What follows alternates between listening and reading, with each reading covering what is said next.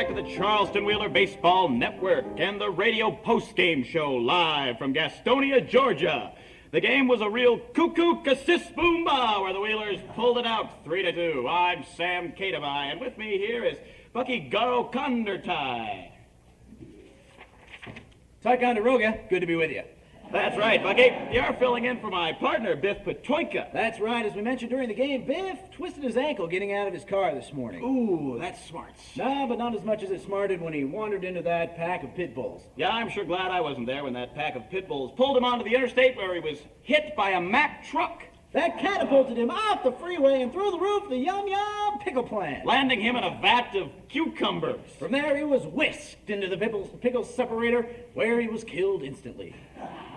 Thank God he didn't suffer. You know, that's true, because from there he was divided, jarred, and sent off to a supermarket near you. The services will be held next Tuesday in Charleston, Norfolk, Blue Ridge, and Billy's Junction. And I'll be leading a candlelight vigil at the canned pickles section at the Charleston Wally Mart. Now let's have a moment of silence for Biff Patoinka. You know, I'd like to extend my sympathy. Moment of silence for Biff Patoinka.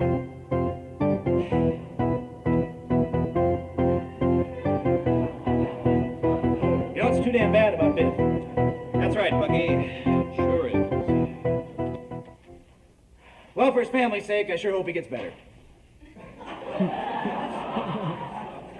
Let's take time out from this moment of silence for a commercial break. Or how about a commercial break? Even better. Okay, you know, the good people at the Yum Yum Pickle Factory would like to remind you that next week is fine Biff Patoinka and the Pickles Night at John Birch Stadium. That's right. The first 1,000 youngsters to arrive will each receive a jar of Yum Yum Sweet Molly Dill Pickles. And we'll give a Buick to the lucky kid who finds Biff Patoinka's watch. Because we at Yum Yum Pickles would like to remind you to leave the puckering to us. Mwah.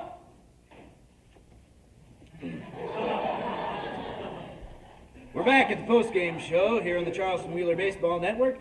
That game was quite a flaming futon, Sam. You bet it was, Bucky. It started out in the fourth inning when Willard Winkman was at bat for the Wheelers. And ta-ta-ta-ta-ta-ta!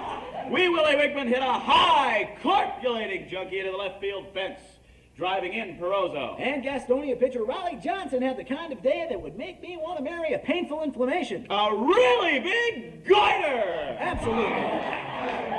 You know, he threw a couple of zingers and even managed to get a high-flying toady past Joe McClechany, but there was just no pepper in his pitches, and Johnson was pooped. Then, long about the fifth inning, we saw Gastonia shortstop Ted Ricketts at bat when Charleston pitcher Telly LaBroom threw a scorching banana, fana po fana, and there was the Sully! And the bundle! And he hit a screaming blue sushimi! With a wham, bam, cano, spam, flamoiter! It flew out of the park. Over the fence! And hit a weedy vendor! We call him Ballpark Frank.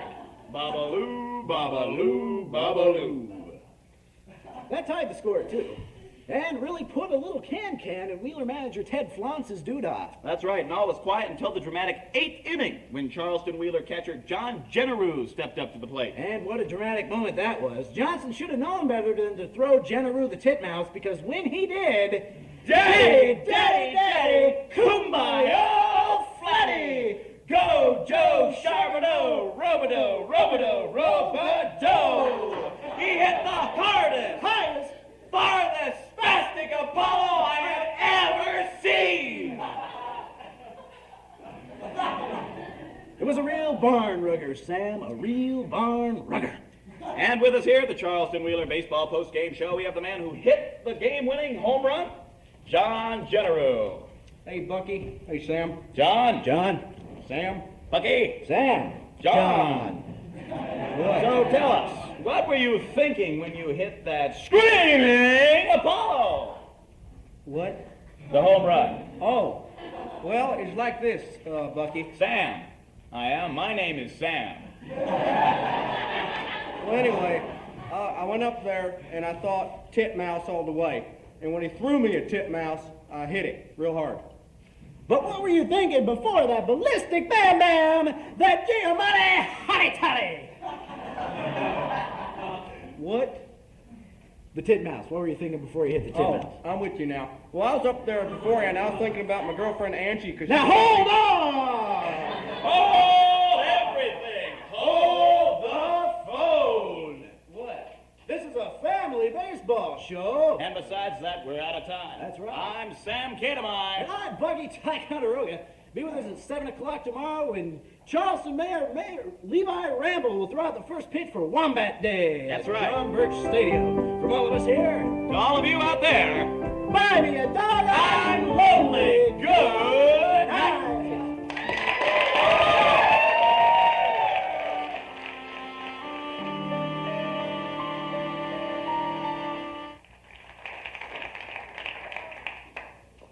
Hello again, and welcome to another installment of French Fist Theatre. Tonight's presentation features the great French playwright Cédric von Richtstein and his wonderful masterpiece, The Duel. Von Richtstein's The Duel. Let's watch.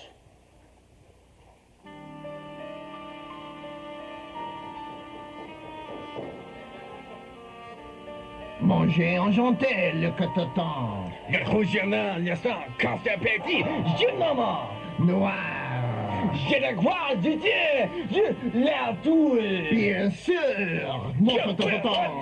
Oh, c'est mes marques. C'est mes marques. Croissant. Ton bagel. Bagel. Oh, merde. Riveting, no?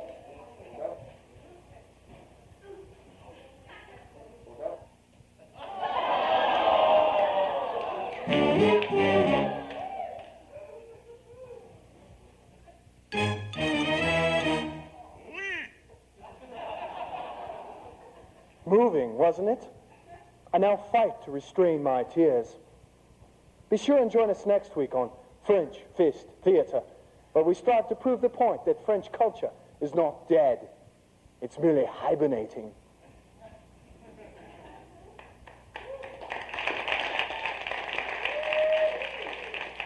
This is Dog Talk, the show that asks the tough question, woof?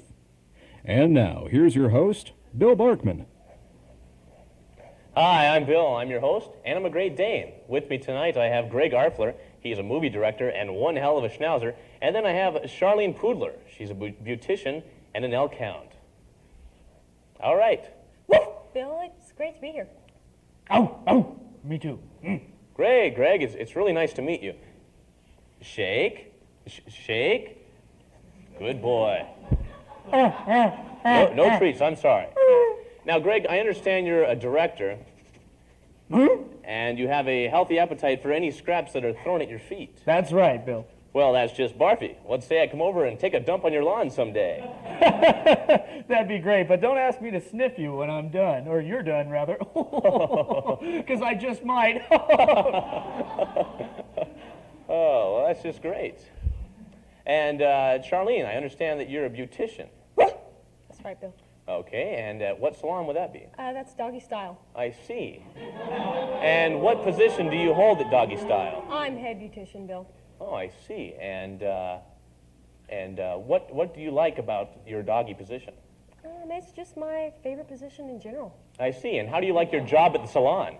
What? Nothing. Greg? Oof.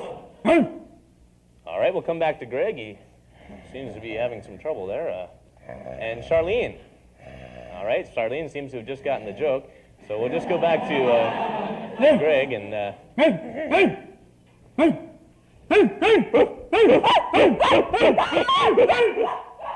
Free time for patients is now over. Please return to your rooms and prepare for shock therapy, followed by some soft, happy conversation. Well, I guess that's all the time we have, so until next free time, I guess we'll see you then.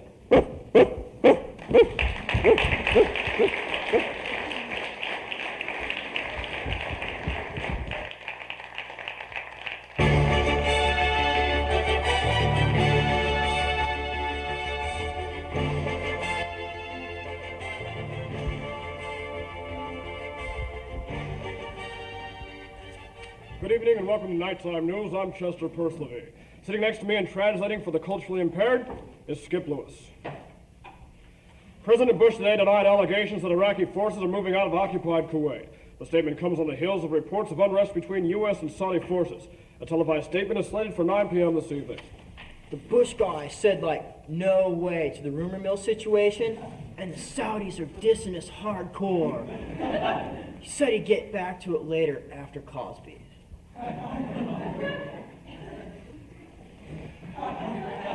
The budget once again made news on Capitol Hill as both the House and Senate debated all day on a reasonable solution. The president says he expects full support of his recent proposal.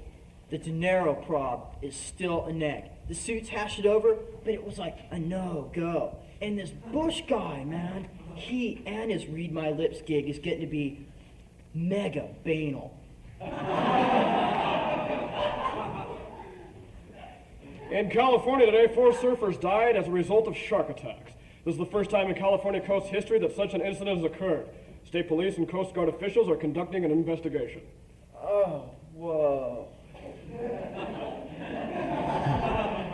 Police today discovered another body suspected to be part of the Seesaw murders in West Los Angeles.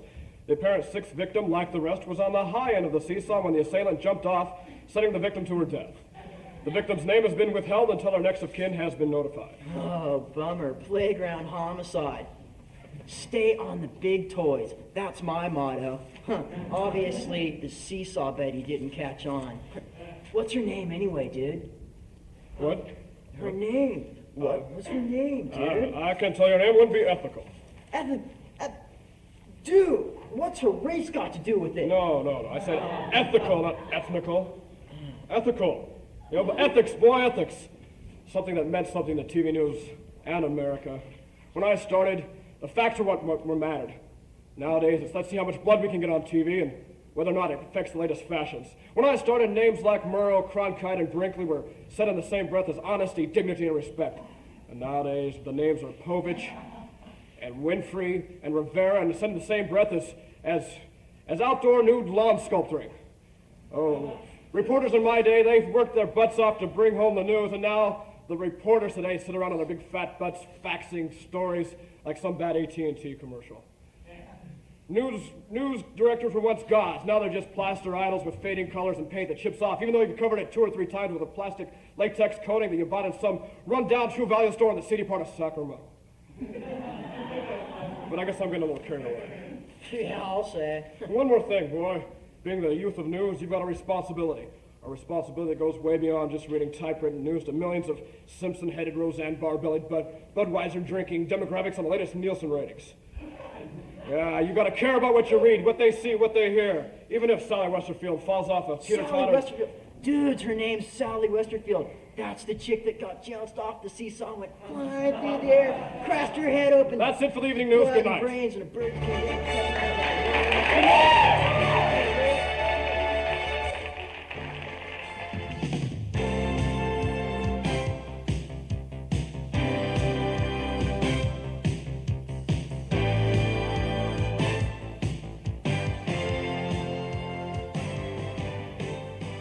Good morning. Good morning! How are you? I'm mad! Me too.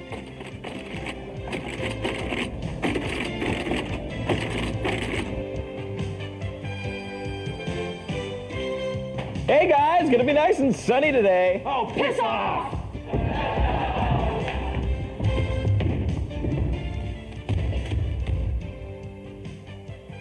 Our top story. 15 people are dead, and I was there. Roll the tape. 15 people are dead, and I missed it. Back to me. Coming up next. With us! Head to head.